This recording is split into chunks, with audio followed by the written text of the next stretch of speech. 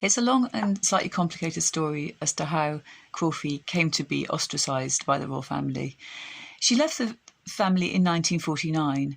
The war wasn't long over, and the Queen Elizabeth, who isn't our Queen now, but her mother, who later became the Queen Mother, so it's a bit confusing. Queen Elizabeth, the Queen Mother, as she became, decided that it would be a good idea, PR-wise, she was very good at PR, to have a series of articles written about her eldest daughter, Princess Elizabeth, who was the heir to the throne, in an American magazine called the Ladies' Home Journal. The idea was to strengthen bilateral relations in the wake of the Second World War. Anyway, so this was decided upon, and a courtier was asked to write them. So basically a sort of posh bloke who didn't know Princess Elizabeth all that well. George Boothleigh, who was Crawfie's husband and had a bit of an eye for the main chance, thought that she should write them herself, and he could also sniff money because money had been offered to this courtier by the magazine.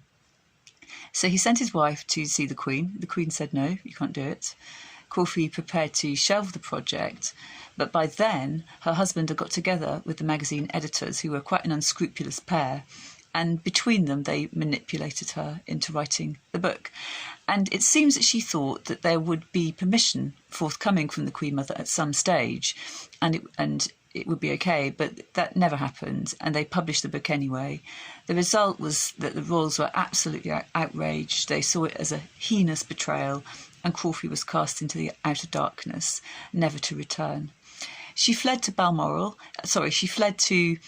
Aberdeen, and the reason I said Balmoral just then was that she bought a house overlooking the road to Balmoral, where every year the royal cars would pass by on their way to the castle she'd once known so well. And she just hoped that they would stop, that they would one day stop and that they would forgive her. She couldn't believe it was going to go on for as long as it did.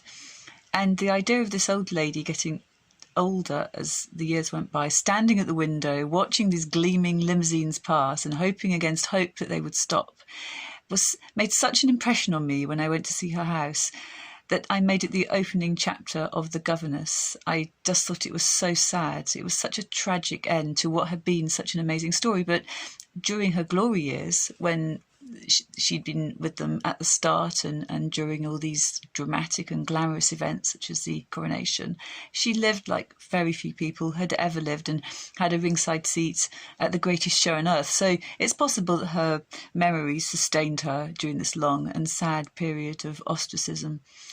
But she had another thing up her sleeve as well. When she died, there was no royal flower at her funeral. Nobody came. It was completely unmarked as far as the royal family were concerned. But she left in her will to the Queen a box of letters, a little polished pirate chest. It looked like a little pirate chest.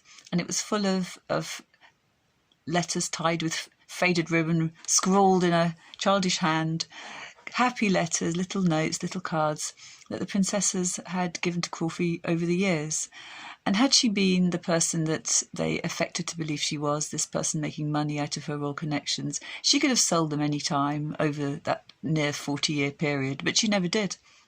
She kept them till the end, and in her will she left them to her beloved Lilibet, and back they went into the royal archives, where I don't suppose they'll ever see the light of day again. However, it does look as if there is a possibility that the Queen has finally come round to seeing that A, Crawfie had a crucial and useful influence on her life, and B, she was badly treated. Because in the material released for the Queen's 94th birthday in March, there was a previously unseen few seconds of footage in which Crawfie and the little princesses are dancing the Lambeth Walk on board a ship. And it's a very happy little bit of footage. It looks really fun. You can see what a good relationship they had. And it's possible that the Queen allowed that to be released. And it may signify that the tank has finally turned round and she's forgiven her, or at least is thinking about doing so. And I really hope that's the case, because I really think it's the least Marion Crawford deserves.